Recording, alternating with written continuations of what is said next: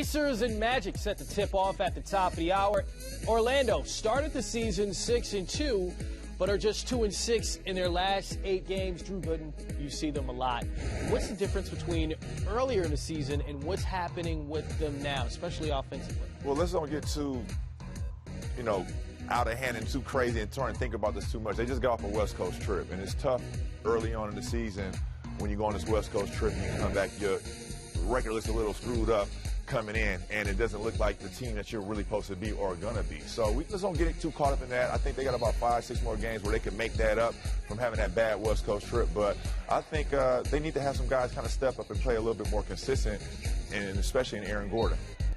Yeah, I look at Orlando, and you see the improvements, but my concern with them, that point guard position. I know DJ Augustine has kind of helped calm things down a little bit, but he's a short-term solution. He's not long-term.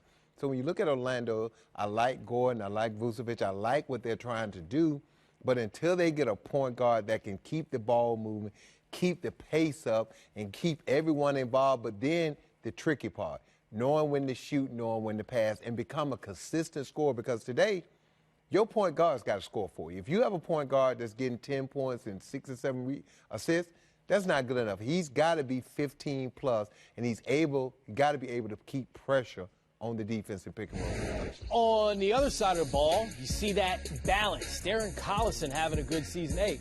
The Pacers, 6th in the NBA in scoring, 109 points per game, and not mentioned on that graphic, Miles Turner, who had 25 last night against the Heat. Very balanced attack game. Absolutely. Look at Lance Stevenson is up there with 14 points a game, and he was almost on the verge of being out the NBA.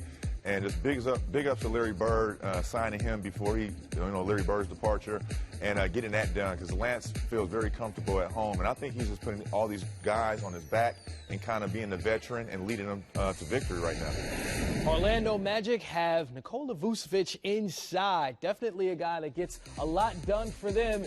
He's almost ready to tip this one off. We'll continue to get you ready for the game. It's going to be right here on NBA TV in just a few minutes.